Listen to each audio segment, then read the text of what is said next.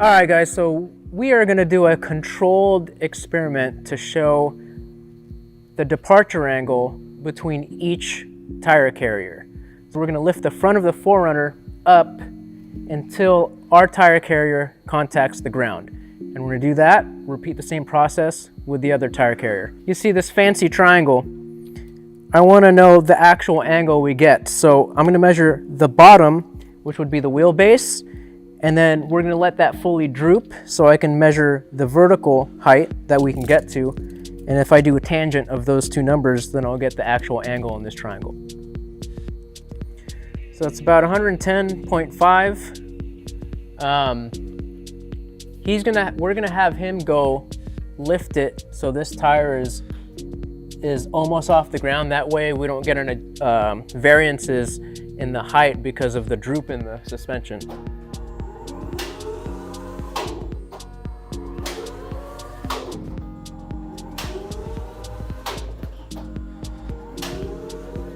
There you go.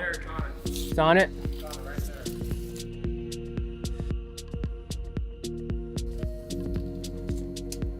We're at 41 5/8.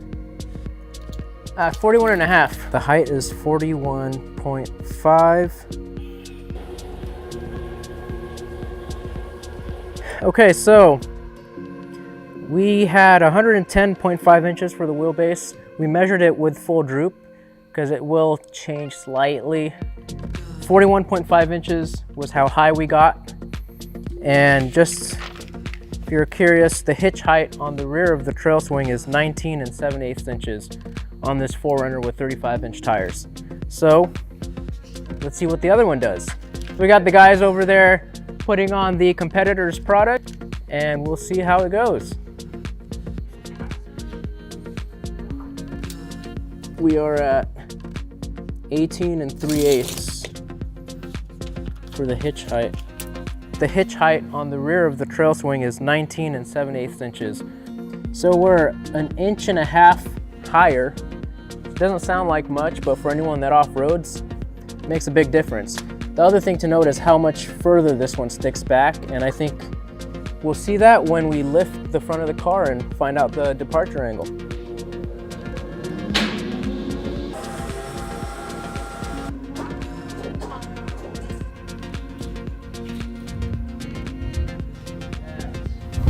Exactly 3 feet. Inverse tangent. Inverse tangent, told you. 41.5. Inverse tangent. 8.55 degrees. 20.55. Okay. So it's about a 2-degree difference. 2.5 degrees. Yeah.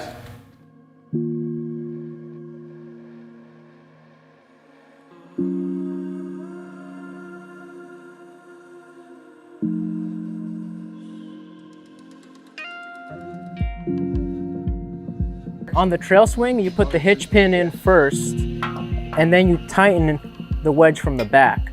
For this version, you have to tighten the wedge from the front with a long extension, and then you put the hitch pin in. So when you're tightening it and the unit moves, you might have to redo it. We felt that it was simpler to get the hitch pin in there and then tighten it, whereas this is, as you can see, he's tightening the wedge, and as he tightens the wedge, this will move slightly over. Well, our version actually puts the load of, if you're towing, on the pin, not on the wedge. To put the trail swing on, it's the opposite order. You put the pin in first, and then you tighten the hitch from the back. All you need is a 22 or 7/8 wrench, or a socket if you prefer a socket. This happens to be a ratchet wrench, makes it easier for us. So you simply slide that in. You tighten this up from the back right here, and that'll straighten out the swing.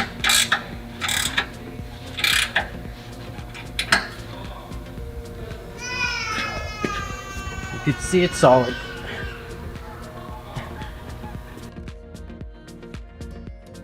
When you're carrying a 100-pound tire, it's harder to line up 2 studs than it is 1 stud. And that's why we welded 1 stud on the top that you don't have to adjust. It's always there and your wheel is always gonna fit. In order to put this tire on this carrier, you have to line up 2 studs on the top to your wheel. which if I'm doing it on my own, that's gonna be kind of hard. 100 pounds. I don't even want to try, you just help me.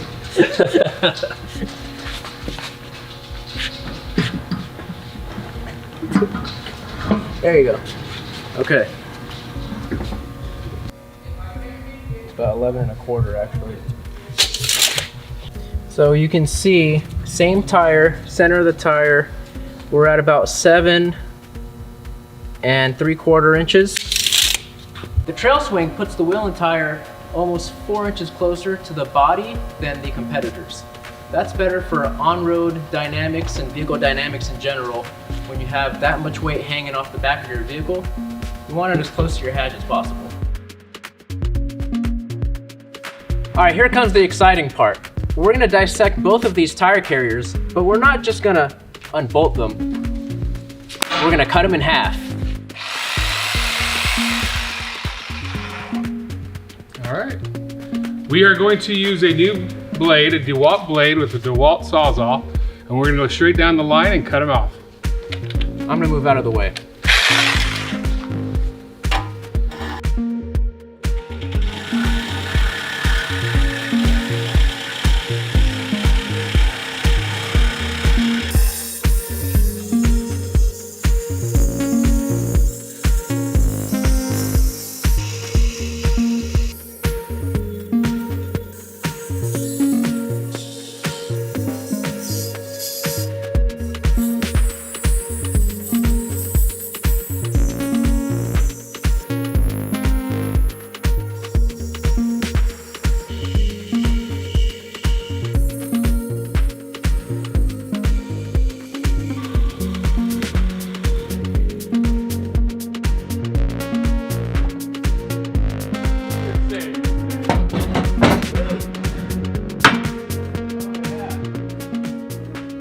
That. We cut it in half.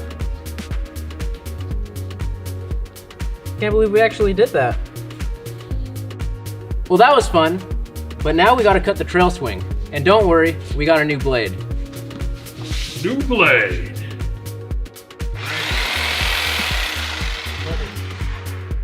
Let me get out of the way.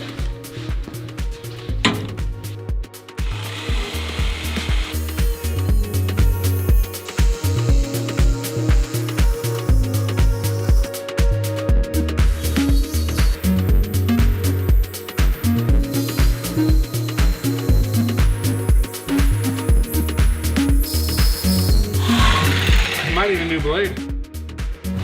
This is the blade we used to cut the other tire carrier. You look at this one, it's overheating. It's a lot harder material, so it's giving the blade a really tough time. And they're both 14 threads per inch. Yes. Or teeth per inch, sorry. Let me go back and try to come over and...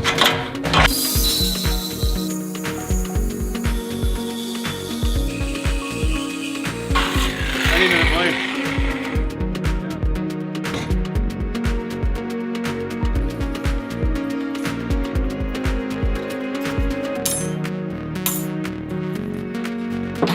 Continue on.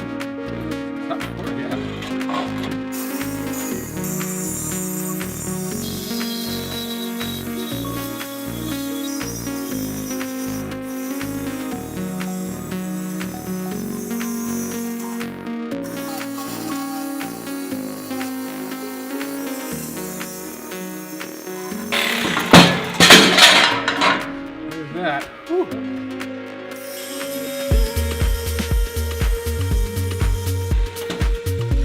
I thought I was gonna have to get a different blade. We just cut the trail swing and the other tire carrier. Here they are for you to see. You'll notice immediately that you can see the welding seam in this tubing. That means the metal is most likely hot rolled and not a drawn over mandrel process. When you do a DOM tube, which is a cold process, it hides the welding seam a little more. The other thing to really consider is the weight of these two materials. So if you're just looking at purely the steel and the weight and what you're purchasing, this shows you exactly what it is right here. Chromoly tubing took 2 blades to cut. This steel, mild steel is what they call it, took one blade. About 65 pounds, this is 70 pounds. All right, let's come around the front and take a peek inside.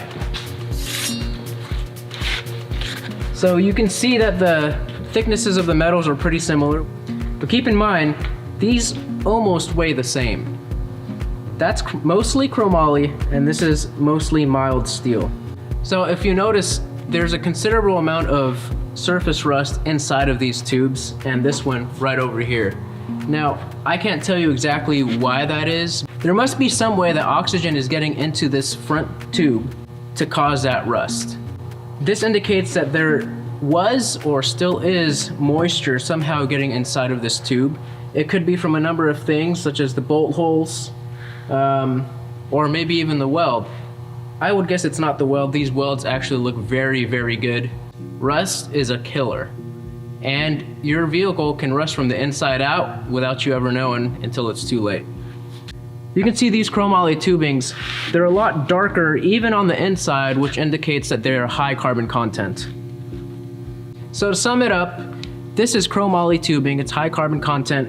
It's a lot stronger per weight. This is why they use this steel in race cars and in roll cages.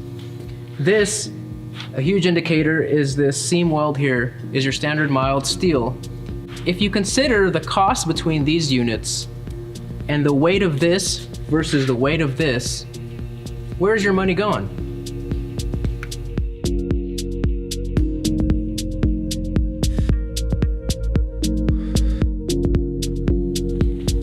These are the anti-wobble wedge systems. The one from the other tire carrier, you have to bolt from the front of your carrier with a long extension. That's a 3/4 inch head. The one on the trail swing bolts from the back of the tire carrier, and all you need is a 7/8 or 22 millimeter wrench.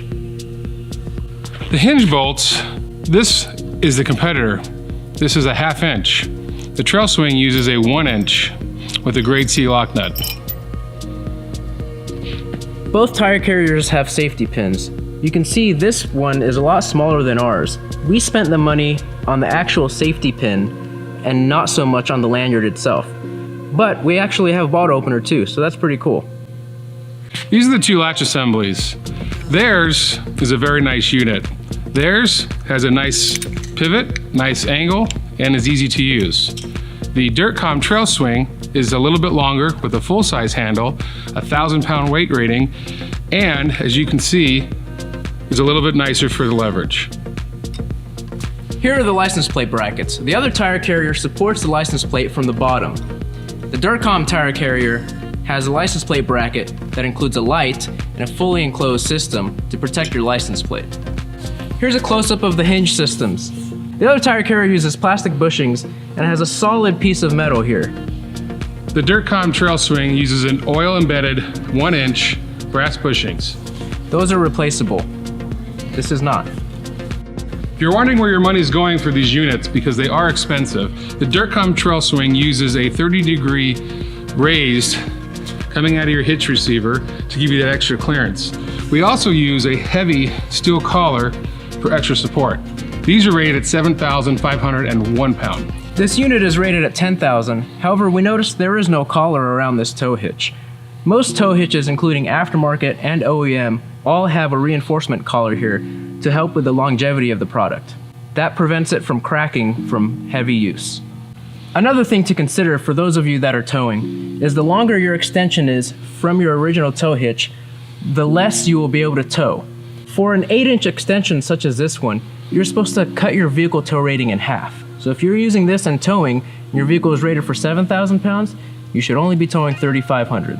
The shorter the lever, the better. So although this shows a 10,000 pound rating, you'll most likely never get there unless your truck can tow 20,000 pounds. Just remember, the DirtCom trail swing is rated at a class 4. However, to be safe, which is very important, we rate this at 7,501 pounds. The DirtCom trail swing, we integrated this mechanism. What this does is this allows you to have automatic locking when you open your trail swing. 1, 2, and 3 positions are available. The other tire carrier, you have to pull a pin from a different location and manually place it to keep it from swinging open. The trail swing unit is a one-hand operation. Both tire carriers have hitches that swing out with the swing arm. This allows you to put your bike racks or cargo racks onto the swing arm and swing them out of the way of your vehicle. The DIRTCOM Trail Swing allows you to be able to bolt on your accessory hitch. We have built-in set screws so you can use any type of extender and it'll still be wobble free. The reason we made ours a bolt-on is not everybody wants one. There's a lot of hardcore off-road guys who don't want extra things hanging off of their swing arm. This allows modularity and customization for you. Here are the tire mounts. The other tire carrier has a really nice system, adjustable for multiple wheel patterns. However, the only downside is you have to line up 2 holes when you're lifting your tire up. The DIRTCOM Trail Swing has a single stud, which makes it easier to line up your spare tire, especially when you're out on the trail. The DIRTCOM Trail Swing is made of chromoly tubing and 3/16 backplate. Theirs is made of mild steel. Both units are good units. You guys be the judge of what you've seen here. At DIRTCOM, we're very proud of our product. Everything is made in the US of A. We're very proud of that. To keep quality control under our hands, every single trail swing has a specific nameplate. With that nameplate, it has a specific serial number. From that serial number, we are able to track when it was made, who made it, and where it went off to. So keep that in mind when you're purchasing yours, because this one's made for you. So this 10,000 pound rating means, unless your tow truck, not your Take a deep breath. Okay, good. Look at him sometimes like as he's talking. All right, you disgust me. Sorry, no. Ours is chromoly tubing, theirs is not. You can recover. You talked about it. Okay. Just say that they're just made of Cold roll? rolled. Yeah. Say mild steel. Yeah, mild steel. Makes it easy for alignment to line up your third tire on the back. Third tire. Your spare tire. Okay, do it again. It's a motorcycle.